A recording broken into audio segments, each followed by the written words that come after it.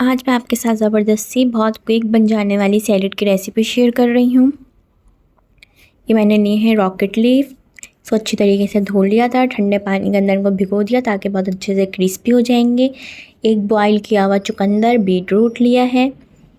फिर मैं इसके अंदर डालूँगी गाजर चॉप की हुई, क्यूब्स में कटी हुई, खीरा और आइसबर्ग।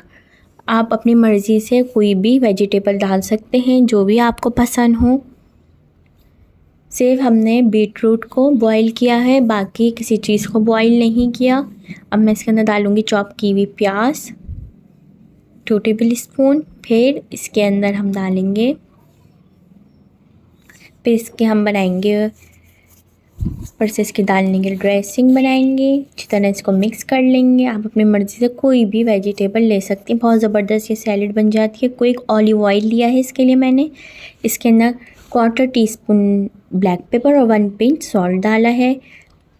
इसी तरीके से फ्रेश लेमन जूस डालेंगे 1/2 टीस्पून और इसको बहुत अच्छी तरीके से मिक्स करेंगे।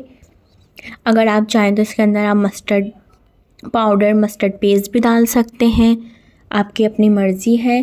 बहुत ज़बरदस्त ये सैलेड बनती है, ट्राई करिएगा। बहुत हेल्दी रेसिपी है। मैंने कहा आपके साथ मैं सैलेड की भी रेसिपी शेयर करती हूँ।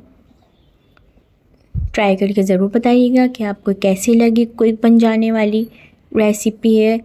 आइसबर्ग की जगह आप सैलेड लीफ ले सकते हैं, सलाद का पत्ता ले सकते हैं, जो भी आपको पसंद हो वेजिटेबल अपनी मर्ज़ी से ज़रूर ट्राई करिएगा। इसको ज़बरदस्ती सैलेड रेडी है।